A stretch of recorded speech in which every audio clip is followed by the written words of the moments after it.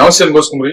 ప్రపంచంలోనే అత్యంత మేధావుని అనేటువంటి విధంగా మాట్లాడేటువంటి వ్యక్తి ప్రకాష్ రాజ్ గారు. ఆయన ఇప్పుడు ఈడీ విచారణకి హాజరయ్యారు.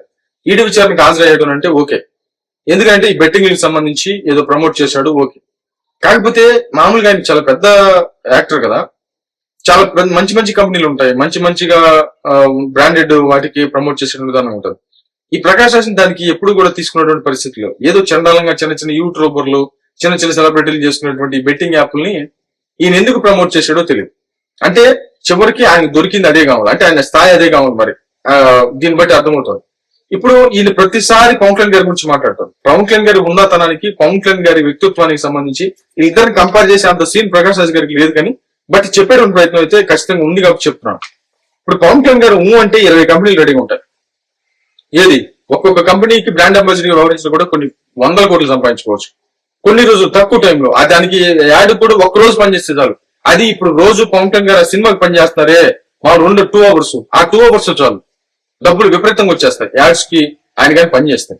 కానీ నేను వాడినటువంటి వస్తువులు నా ఫ్యాన్స్ ని ఎలా వాడుకోమంటారని చెప్పినటువంటి మహోన్నతమైనటువంటి వ్యక్తి. ఇప్పుడు ఈ తులసి చందులు వీళ్ళు చాలా మంది ఉన్నారు, వీళ్ళు మాట్లాడుతుంటారు. ఆయన రెచ్చగొడతాడు జన సైనికుల్ని అనేటువంటి విధంగా. ఏ రోజు కూడా జన సైనికుల్ని ఏ రోజు కూడా తన స్వార్థానికి ఉపయోగించుకున్నటువంటి వ్యక్తి పవన్ కళ్యాణ్ గారు కాదు.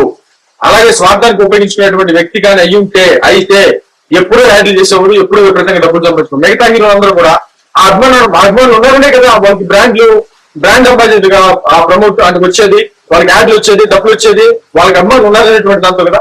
అంటే అభిమానులు ఉపయోగించుకోవడం అంటే అది. కానీ పవన్ కళ్యాణ్ గారి అభిమానులు ఎప్పుడు ఉపయోగించుకోలేదు.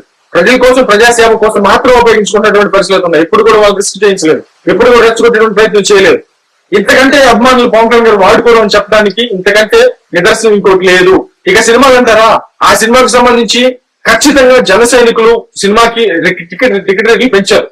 టికెట్ రేట్లు పెంచితే అప్పుడు ఒకే జన సైనికుడికి నష్టం వచ్చింది అనుకున్నాం. మిగతా సినిమాలకు 600, 700 ఉంటే పవన్ కళ్యాణ్ గారి సినిమాకి 800 ఉంది అనుకున్నాం. సరే, ఒక 100 రూపాయలు, 200 వాళ్ళకి నష్టం వచ్చింది అనుకున్నాం. అంటే సినిమా పరంగా పవన్ కళ్యాణ్ గారు నష్టపోయారు. పవన్ కళ్యాణ్ గారు ఎందుకు నష్టపోయారు? రెమ్యునరేషన్ ఎందుకు వెనక్కి ఇచ్చేశారు? సినిమా ఇండస్ట్రీ బాగుండాలి అనేటువంటి విధంగా. అదే విధంగా తన జన సైనికులు ఆయన ఇద్దరు కలిసి ఆ సినిమాని లేపాలని ట్రై చేశారు. దాన్ని లూటి ఇంకోటి అనేటువంటి విధంగా ఈ తులసి చందు అనేటువంటి వ్యక్తులు లాంటి వాళ్ళు ప్రచారం చేయడం చాలా దుర్మార్గకరమైనటువంటి విషయం. ఏ రోజు కూడా అభిమానాన్ని ఉపయోగించుకోవడం అంటే ఏంటో తెలుసా? ఇప్పుడు ప్రకాష్ రాజ్ గారిని చూస్తే తెలుస్తుంది.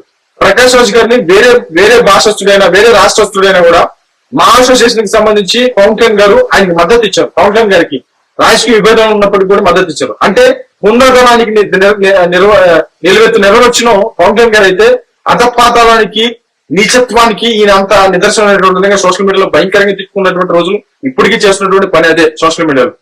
కాబట్టి ఈ చిన్న చేసుకొని ఈడీ కేసులను అయ్యి అని చెప్పేసి తిరిగేటువంటి ఇతరులు కూడా నేను మహామేధావి అనేటువంటి విధంగా మాట్లాడేటువంటి ప్రయత్నం చేయటం చాలా దుర్మార్గకరమైనటువంటి విషయంగా చాలా మంది చెప్తారు. మరే ఉద్దేశం